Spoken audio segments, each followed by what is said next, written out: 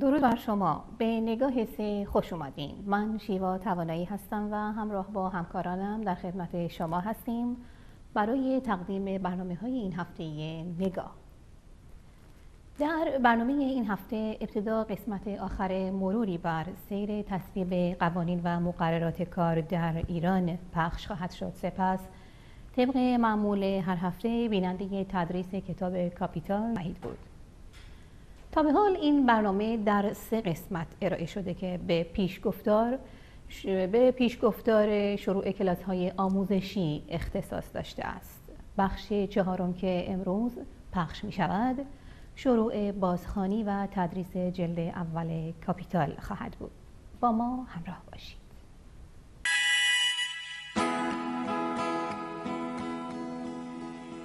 Money is the language of greed. Greed is governing Wall Street. Wall Street speculator gangs are killing entire nations by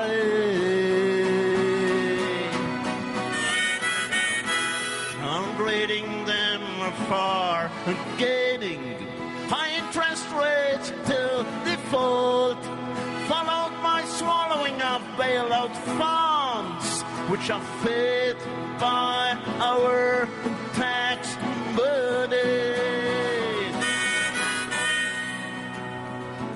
Step by step, we lose our money through rising taxes and lower pensions, through rising prices and lower wages, through rising rent, health, and education costs. The leaders and bankers claim world power and world domination, want to bring down the people to the level of slaves and of cheap labor for the Lord. But everywhere I say, there are also the good ones and the young, of course, who want to have a future. And that's why there is good hope for change. Of the financial system and of the political corruption, and for the coming of free education and work for all and fair wages. The unity of mankind can bring that. The living celebration of humanity and the coming of the United States of planet Earth.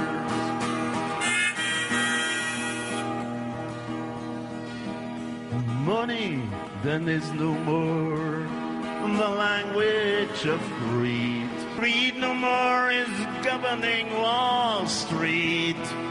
Wall Street speculator gangs no more are killing entire nations.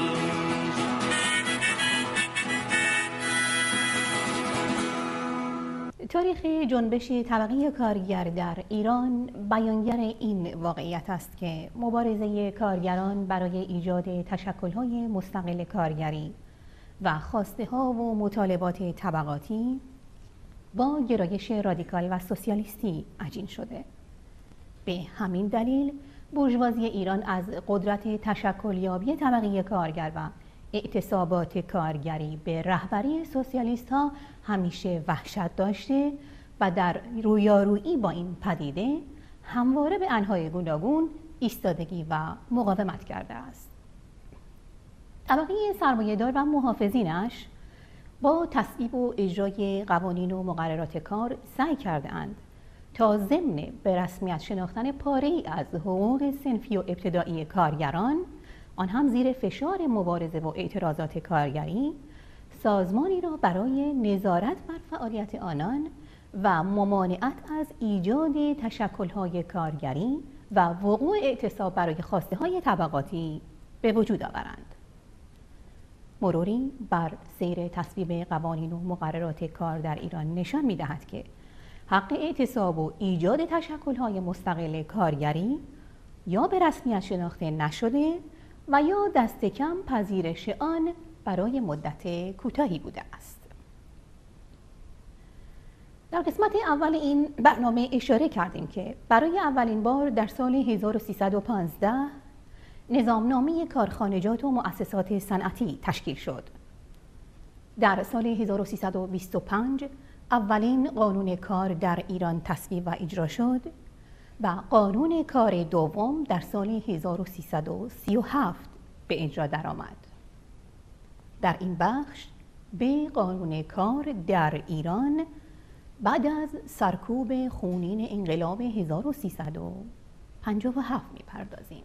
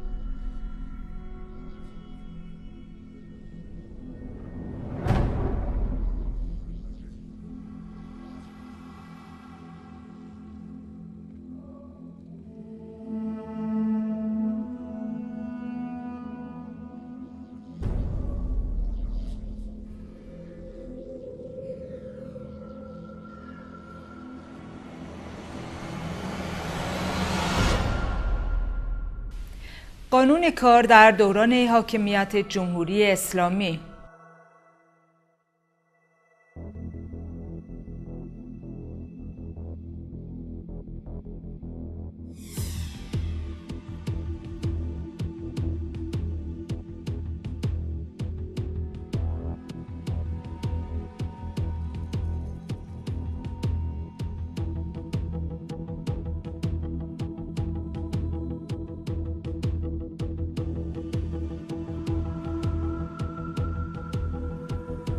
با سرکوب خونین انقلاب 57 جنبش کارگری ایران وارد یکی از سخت‌ترین دوران حیات خود شد. اواخر سال 1358 تنظیم مقررات جدید کار در وزارت کار و امور اجتماعی رژیم اسلامی مورد بحث قرار گرفت و تهیه پیشنویس قانون کار به مؤسسه کار و تأمین اجتماعی که وابسته به وزارت کار است واگذار گردید. رژیم اسلامی علیرغم اینکه یک انقلاب عظیم کارگری را سرکوب کرده بود، اما تهیه پیشنویس قانون کار برایش چندان ساده نبود.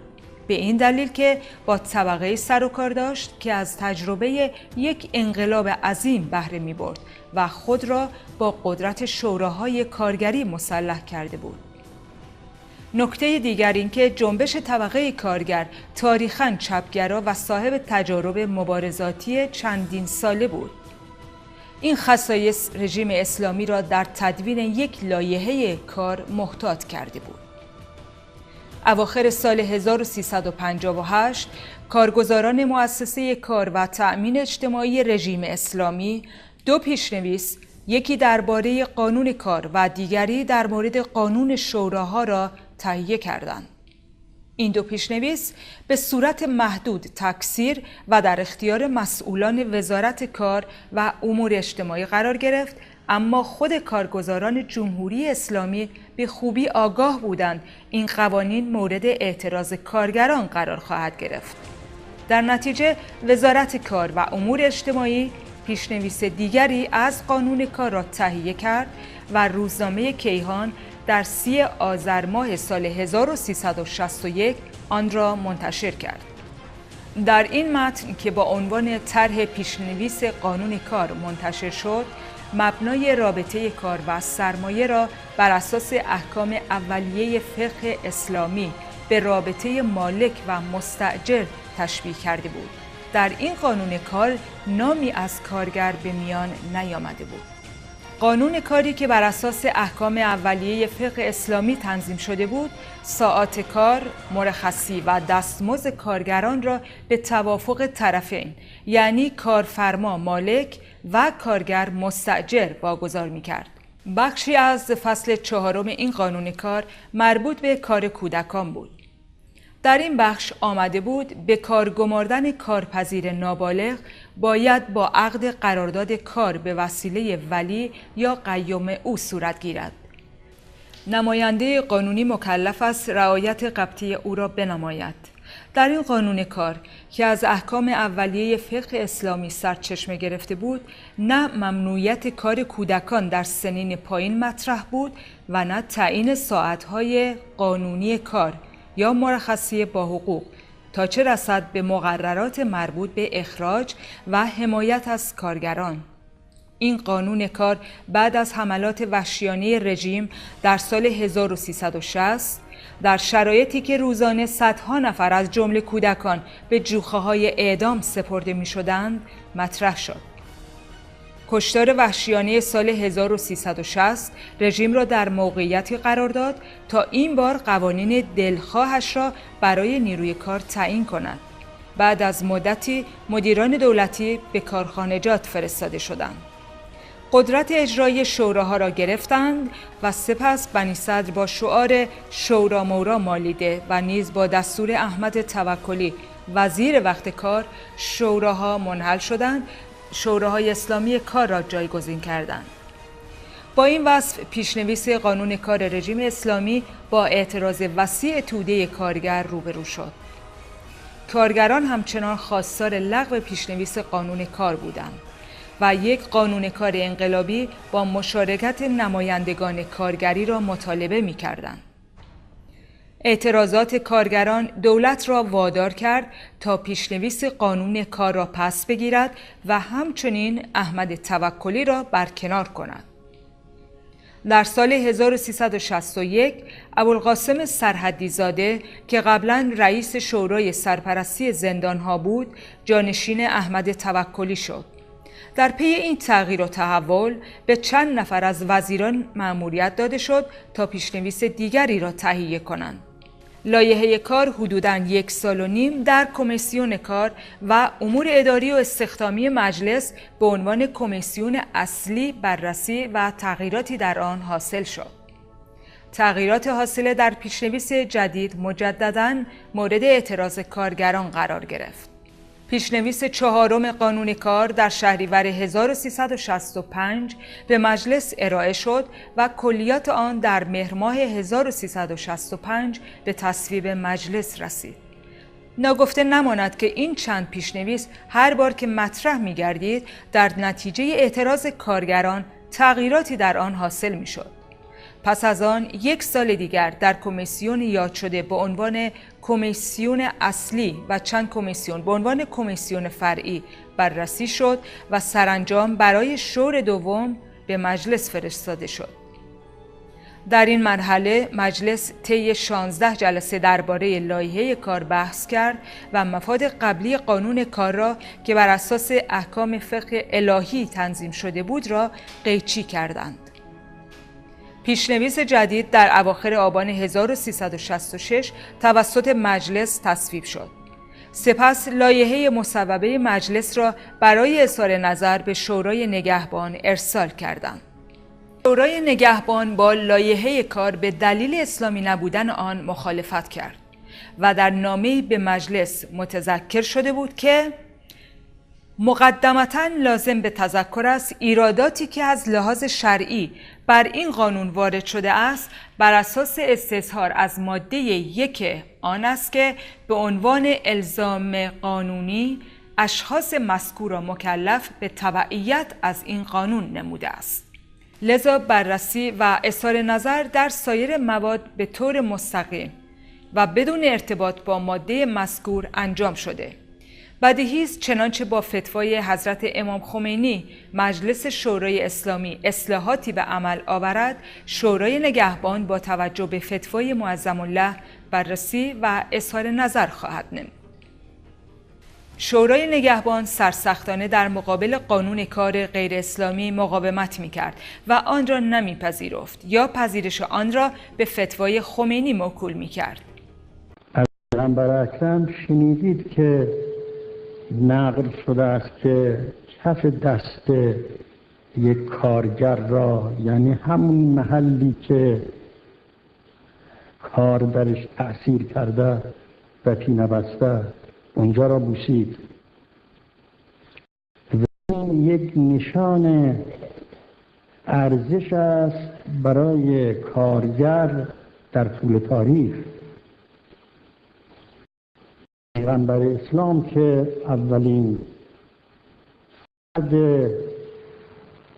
انسان هاست و بزرگترین انسان کامل است، نسبت به کارگر اینطور تواضع بکند و کف دست او را که علامت کار است ببوسد.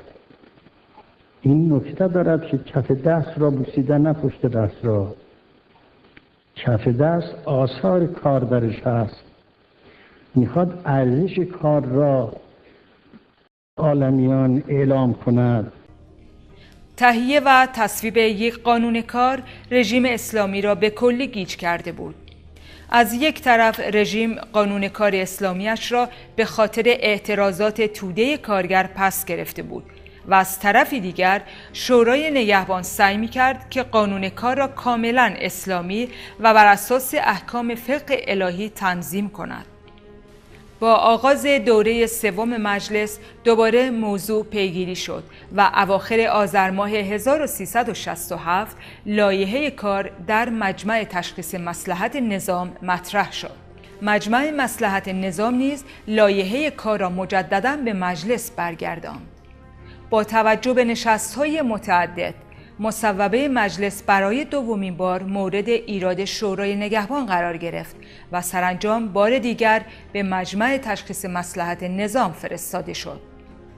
طی سال 1369 و تا پایان آبان ماه آن سال مصوبه طی جلسه‌های متعدد در مجمع بررسی شد. پس از مرگ خمینی و در پیش کشمکش‌های سران رژیم با همدیگر از یک سو و از سوی دیگر اعتراضات کارگران به قانون کار، سرانجام قانون کار با تصویب مجمع تشخیص مصلحت نظام به عنوان چارچوب اصلی رابطه کارگر و کارفرما در جمهوری اسلامی وارد مرحله اجرایی شد و از تاریخ 14 اسفند 1369 لازم الاجرا شد.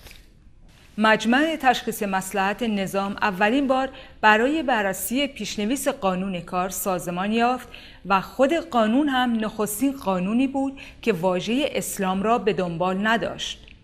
اگرچه مبارزات جنبش طبقه کارگر سرانجام یک قانون کار غیر اسلامی را به رژیم اسلامی تحمیل کرد، اما تغییرات اعمال شده در قانون کار و لاجرم عدم اجرای آن زندگی را برای کارگران به شدت سخت کرده است.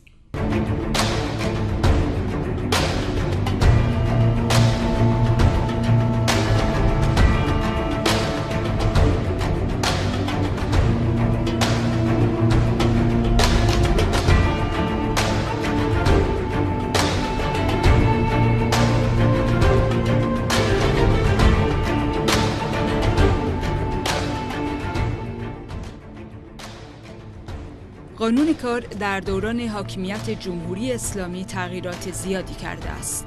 در دوران ریاست جمهوری محمود احمدی نژاد، اصلاحیه قانون کار را که قبلاً در اختیار کانون‌های استانی شوراهای اسلامی کار قرار داده شده بود، به مجلس برده شد که به موجب آن 28 بند از مفاد قانونی تغییر کرد. برای نمونه، مرخصی سالانه کارگران به 20 روز، کاهش یافت و مرخصی برای فوت اقوام درجه 1 کارگران و افزایش 40% مزد کارگران در 2 نوبت کاری و شیفت کار حذف گردید. بدیهی است که قانون کار تنظیم کننده روابط کار و سرمایه و بر پایه توازن قوای موجود و موقعیت عینی 2 طبقه اصلی جامعه استوار است. اصلاحیه جدید قانون کار نتیجه کشمکش درونی رژیم و راهکارهای متفاوت در جهت استثمار بیشتر نیروی کار و برون رفت از بحران مرگباری است که دامنگیرشان شده است. محافظین اسلامی سرمایه ایران همزمان با حذف سوبسیدها و فشار مضاعف بر طبقه کارگر و اقشار ستمدیده جامعه با ارائه اصلاحیه جدید قانون کار اکنون جبهه تازه‌ای علیه طبقه کارگر گشودند و به طبع از سر 30 سال در صدد وضع قوانینی هستند که بر مبنای آن بتوان پشتیبانی هرچه بیشتر سرمایه‌داران را جلب کنند. بی جهت نیست که برخی از مقامات دولتی نظیر علی اکبر ایوزی این تصور را به کارگران القا می کنند که بدون دخالت آنها و با تغییراتی در این یا آن سیاست و جابجا کردن این یا آن مهره می توان مشکلات موجود را حل کرد و تلاش می کنند تا با بیان راه حل‌های ضد کارگری کارگران را به لطف ارگان‌های دولتی منتظر نگه دارند. سران رژیم در صدد هستند تا با این شیوه حساب‌های خیش با همدیگر را با ریاکاری و اشاراتی به مصائبی چون تنگ شدن عرصه بر کارگران، کمی دستمزد و بیکاری و غیره تصفیه کنند. اظهارات متناقض سران رژیم در آستانه انتخابات مجلس هر کدام جوانبی از یک استراتژی واحد را ترسیم می کنند. سران رژیم همواره کوشیدند تا کارگران را در جهت سیاست‌ها و اهداف خود به کار گیرند. اما از آنجا که کنترل جنبش طبقه کارگر برایشان آسان نبوده به سرکوب آن پرداختند. رژیم اسلامی تاریخاً نشان داده است که برای عملی ساختن نقشه‌های طرح ریزی شده‌اش ابتدا آن را به آزمون می‌گذارد و چنانچه اجرای آن برایش دردسر درست نکند آنگاه گام بعدی را طراحی خواهد کرد. سیاست رژیم در شرایط حاضر جلب پشتیبانی هرچه بیشتر طبقه سرمایه‌دار است و شناخت این سیاست تاکتیک‌های جدیدی را در مقابل جنبش طبقه کارگر و فعالین سوسیالیست و مبارزه کارگری ترسیم می‌کند. واضح است که توجه دادن به ضرورت بحث و برخورد به اصلاحیه جدید قانون کار مستقل از موقعیت فعلی جنبش طبقه کارگر به یک معنا پایه‌ای و ضروری است. زیرا سیر واقعی تثبیت و اجرای قانون کار امروز برای آن دسته که حتی آشنایی اجمالی با قانون کار در ایران دارند نشان می‌دهد که عدم دخالت نمایندگان کارگری در تنظیم قانون کار و نیز عدم ارائه یک قانون کار انقلابی از جانب طبقه کارگر خلأ بسیار بزرگی را برای سازمان دادن یک مبارزه واحد علیه کلیت قانون کار رژیم جمهوری اسلامی ایجاد کرده است. جنبش طبقه کارگر و پیشروان این جنبش سابقه چندین سالی مبارزه علیه کلیت قوانین ضد کارگری رژیم‌های حاکم بر ایران را دارد. در تاریخ مبارزات جنبش طبقه کارگر چندین نقطه عطف وجود دارد که در شکل دادن یک مبارزه طبقاتی علیه قوانین ضد کارگری رژیم‌های حاکم دخیل بوده است. نمونه آخر آن تعیین خطوط اساسی یک قانون کار انقلابی از طرف کارگران در سنندج است. در دهه 1360 کارگران سنندج در اول ماه می یک قطعنامه را در مراسم خواندند و از این طریق خطوط اساسی یک قانون کار انقلابی را تعیین کردند. این قطعنامه در سالهای 67 و 68 تدریس گردید و در مراسم‌های اول ماه می خوانده شد. کارگران و فعالین کارگری خواستها و مطالبات خود را در قطعنامه‌های اول ماه می و در اعتراضات و مبارزاتشان به کرات با صدای رسا فریاد زدند. با توجه به اینکه قانون کار رژیم اسلامی در عمل فسخ شده بود و نیز با در نظر گرفتن سیر واقعی تصویب قوانین کار در گذشته و سنت‌های مبارزاتی جنبش طبقه کارگر، همه شواهد نشان از آن دارد که نقش طرح و تبلیغ یک قانون کار انقلابی زمینه‌های عینی برای فعالین سوسیالیست و مبارز کارگری در افشای سیاست‌های اقتصادی محافظین سرمایه را تسهیل می‌کند. به این اعتبار در کنار مبارزات روزانه کارگران و در مقطع حاضر بحث و سنجش نظرات فعالین سوسیالیست و مبارز کارگری حول یک قانون کار انقلابی و دخالت در تعیین و اتخاذ سیاست‌های اقتصادی ضروری است.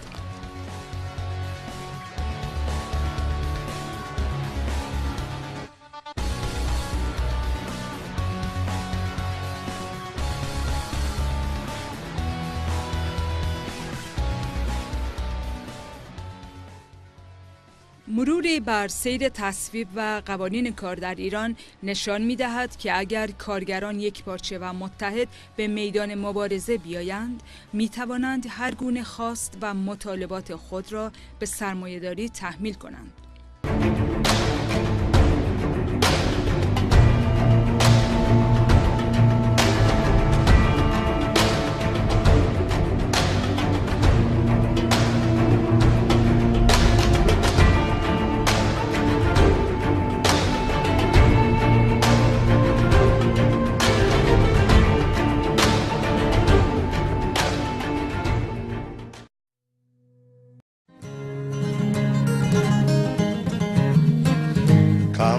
All of you workers, we toil night and day by hand and by brain to earn your pay who for centuries long past for no more than your bread have bled for your countries and counted your dead in the factories and mills, in the shipyards and mines.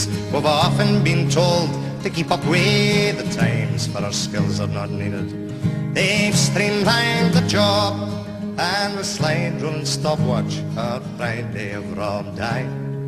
But when the sky darkens and the prospect is war, who's given a gun and then pushed to the fore and expected to die for the land of our birth, when we've never owned one handful of air?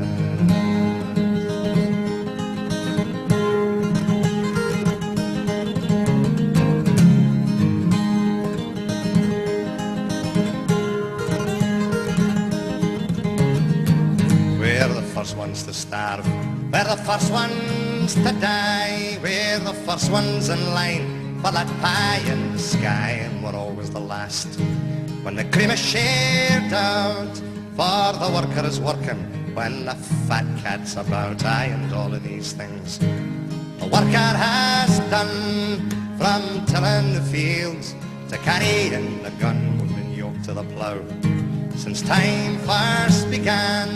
I had always expected to carry the can.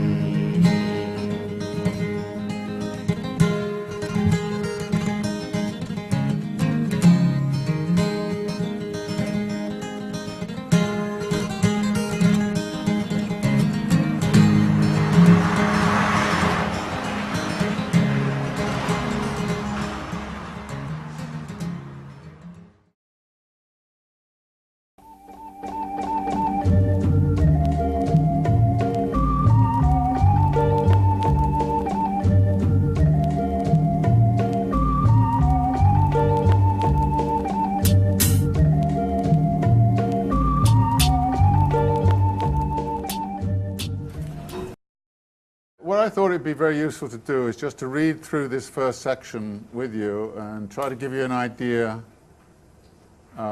of what I mean about method and all the rest of it. Okay, he starts off simply saying, the wealth of societies in which capitalist mode of production prevails appears as an immense collection of commodities. Individual commodity, elementary form. Our analysis therefore begins with the commodity. Okay? This is the a priori beginning point, which we've already mentioned. But notice something about the language. Appears. Always watch out when Marx uses the word appear. Appears is not is. Appears means there's something else going on, and you better watch out and figure out what that something else is. And notice also that in this, he's exclusively concerned with the capitalist mode of production. He's not concerned with, ancient modes of production or socialist modes of production or even hybrid modes of production. He's going to be concerned with a capitalist mode of production in a pretty pure form. And I think that is a very important thing to remember when we're reading through this text. So this is our beginning point. Now, when you think about it, it's actually a very good beginning point. Why? How many of us in this room have never had any experience of a commodity? Everybody has had experiences of commodities. Did you see one today? Did you see one yesterday? Are you constantly shopping for them? Are you constantly wandering around and looking at them?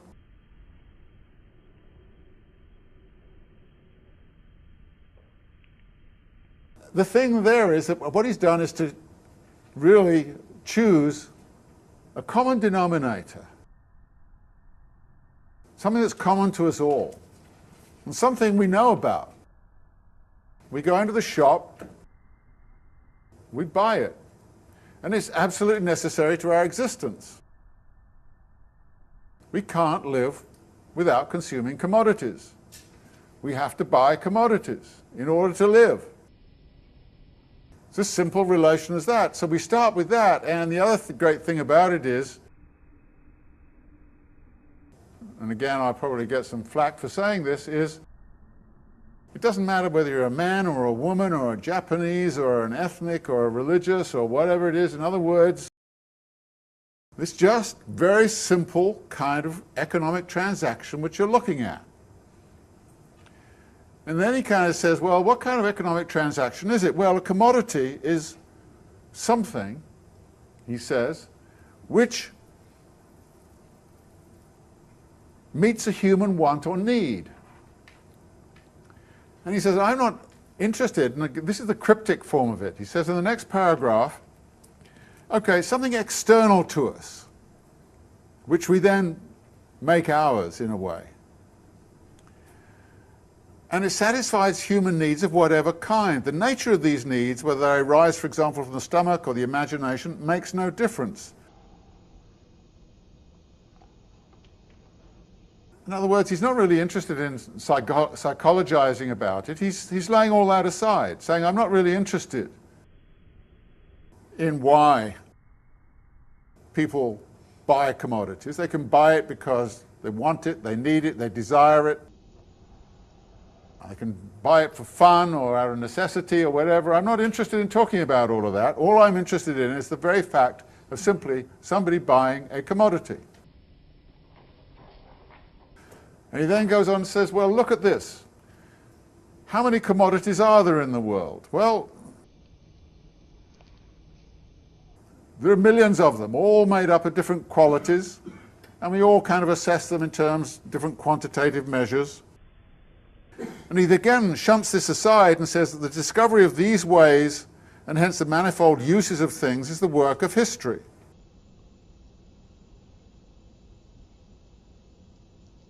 So also is the invention of socially recognized standards of measurement for the quantities of these useful objects. The diversity of measures for commodities arise in part from the diverse nature of the objects to be measured and in part from convention. The usefulness of a thing makes of it a use value. First big concept, use value. It's useful to you. I'm not interested in discussing how it's useful to you. I'm not interested in discussing the history of use values or anything of that kind, or the way in which they're measured, this kind of thing. All I'm interested in is the concept of use value. Notice how he's abstracting very fast. And he talks in one of the prefaces about the problem for a social scientist like himself is that you can't go into a laboratory and isolate things and run experiments. So what you have to do in order to run an experiment is to use what he calls the power of abstraction. And you see immediately the commodity is central. I'm abstracting from human wants, needs, and desires. I'm abstracting from any consideration of the specific properties of things. And I'm just going to home in on the fact that, in some sense, this commodity has something called a use value. And this then immediately leads him into, down the bottom, by the middle of the page 126, he says, in the form of society to be considered here, i.e., within a capitalist mode of production, they are also the material bearers of exchange value. Again, watch this word bearers. A commodity is a bearer of something, is not to say it is something. It is a bearer of something which we've yet to define. And how do we think about it? Well, when we look at exchange processes, geographically, temporally, what we find is an enormous kind of process of exchange, of market exchange. We see different ratios occurring between shirts and shoes, depending upon the time, depending upon the place. We see different quantitative relations between bushels of wheat and pairs of shoes and tons of steel and that kind of thing. So the first sight, what we see in the realm of exchange is exchange values which are incoherent. They're all over the place. As he says, exchange value appears to be something accidental and purely relative. And consequently, an intrinsic value, i.e. an exchange value that is inseparably connected with the commodity inherent in it, seems a contradiction in terms.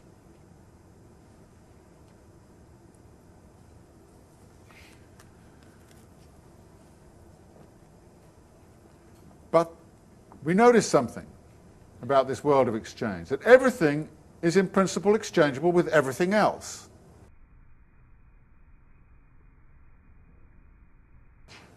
And what this immediately implies, as he says on page 127,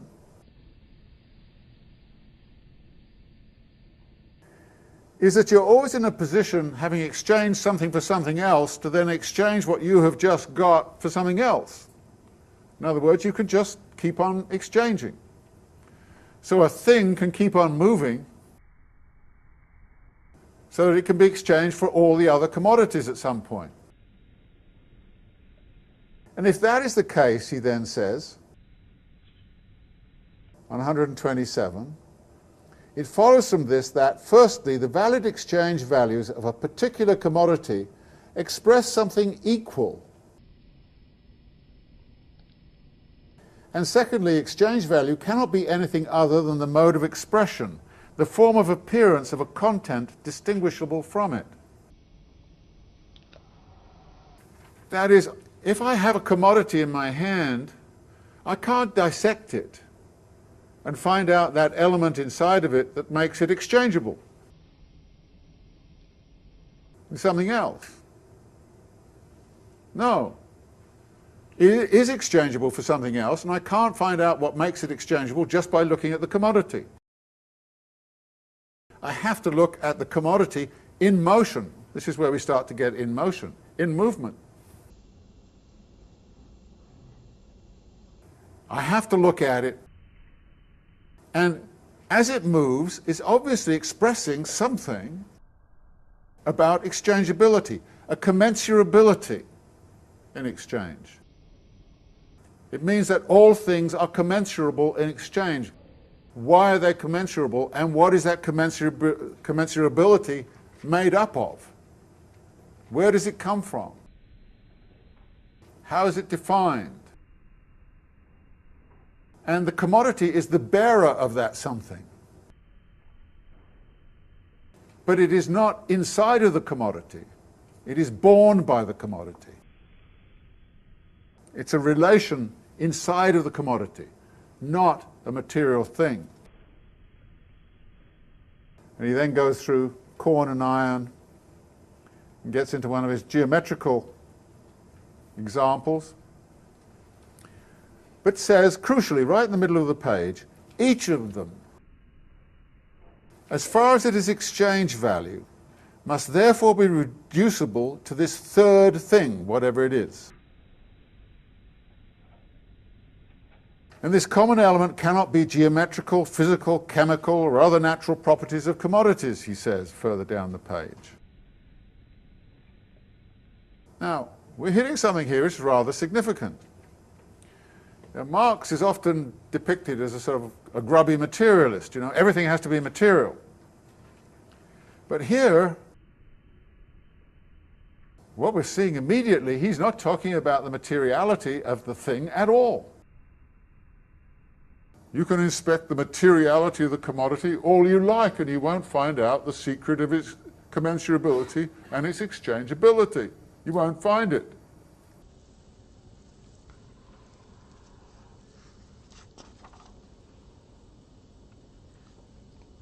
And then he goes on the next page, 128, to say, as use values, commodities differ above all in quality, while as exchange values they can only differ in quantity. That is, how much of this exchanges for how much of that. And therefore, do not contain an atom of use value. The commensurability that he's talking about is not constituted out of the utility of something. So he then goes to say, if we then disregard the use value of commodities, only one property remains. And here we're going to have another a priori leap. What's the property? They are all products of human labor. That is what they have in common. And what exchange values are, what and use values are bearers of, is that quality of being products of human labor. But he then immediately goes on to say, what kind of labor is it? Well, it can't be based on the fact that if I'm lazy and I take, 15 days to make a shirt, then indeed you should pay, the equivalent should be 15 days of your labor. When I can find somebody who's made a shirt in 3 days, I would change it. I would exchange with somebody for 3 days' labor. So he says, for the bottom of that passage, they can no longer be distinguished, but are altogether reduced to the same kind of labor, human labor in the abstract. Boy, this is moving very fast, very cryptic, right? Use value, exchange value. Human labor in the abstract, and here it comes. Let us now look at the residue of the products of labor. There is nothing left of them in each case but the same phantom-like objectivity. Marx loves all this stuff about phantoms and werewolves and all that kind of stuff, so you're going to get a lot of that. He was He's a great admirer of Shelley and Frankenstein and all the rest of it, so you'll get a lot of that kind of language. It's great. They are merely congealed quantities of homogeneous human labour. Human labour power expended without regard to the form of its expenditures. As crystals of this social substance, which is common to them all, they are values. Commodity values. Okay, he's taken 4 pages to lay out 3 fundamental concepts: use value, exchange value, value. Value is what is passed on in the process of commodity exchange. It's the hidden element in a commodity that makes all commodities in principle exchangeable with each other.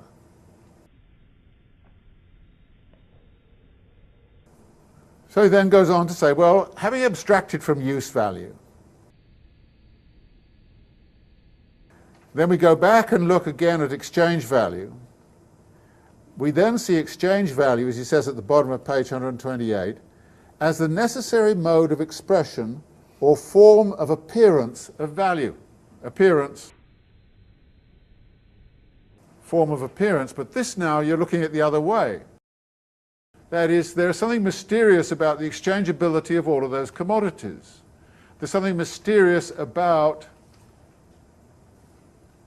the way in which all of those commodities can be commensurable with each other. And the mystery is that they're values.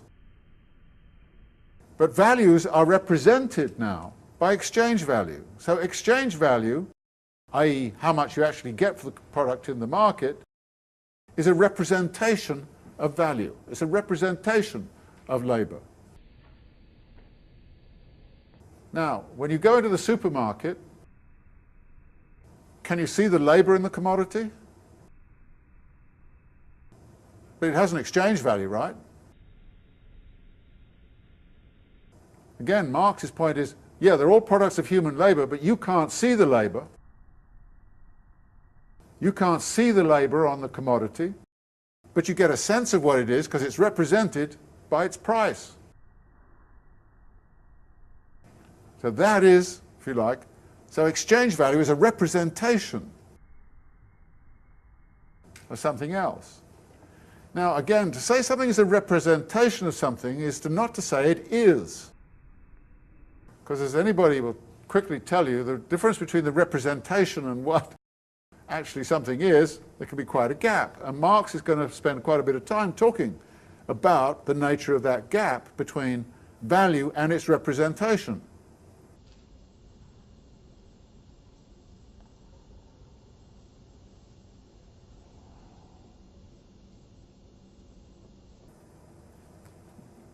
So, table 129, he says, a use value or useful article therefore has value only because abstract human labour is objectified or materialised in it. Objectified. Again, a very important kind of concept. A process, in fact, a labour process, becomes objectified in a thing. This is an idea that's going to become very important in Marx. You have a thing, and then there's a labour process. What's the relationship then between the process and the thing? This is going to come up again and again and again in the text. Processes and things. The thing is a representation of the process.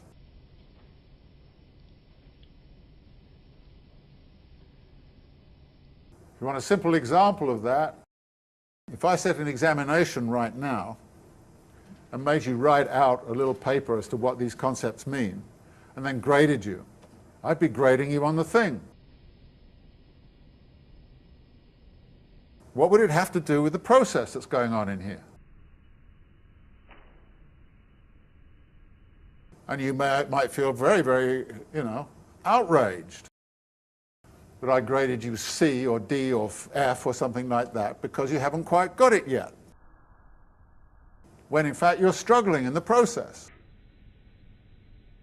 The intellectual labor process of trying to command what the hell is going on in this text.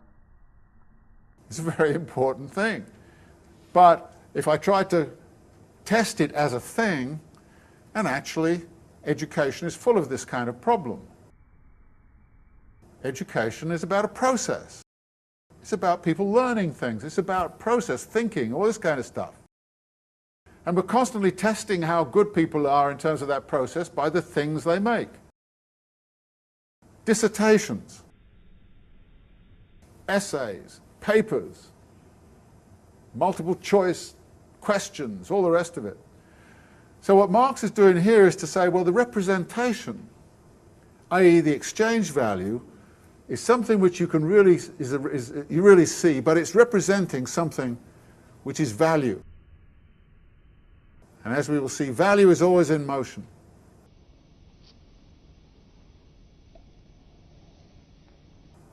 And that means that a process is objectified in a thing.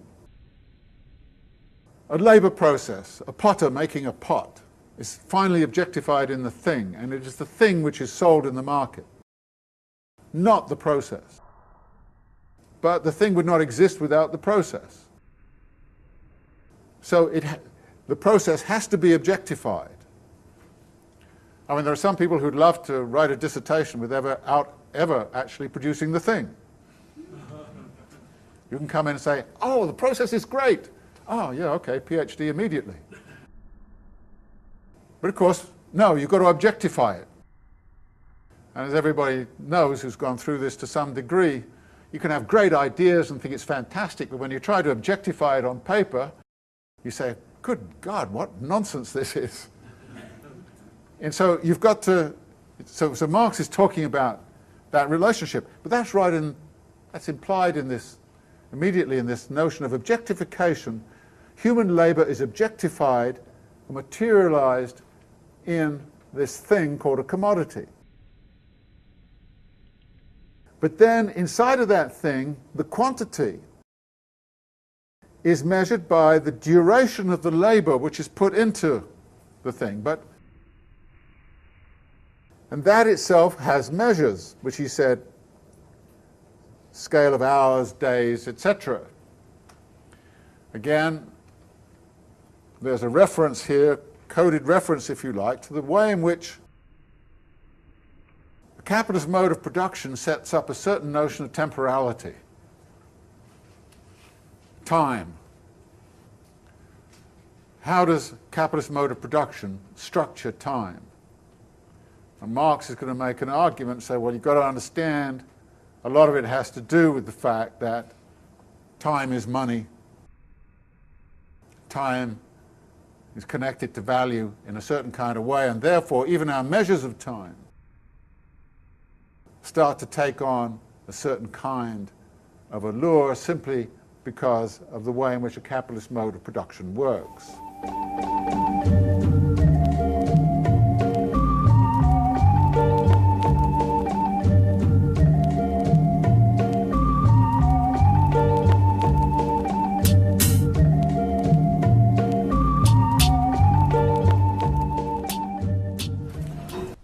نگاهی دیگر، بدرود.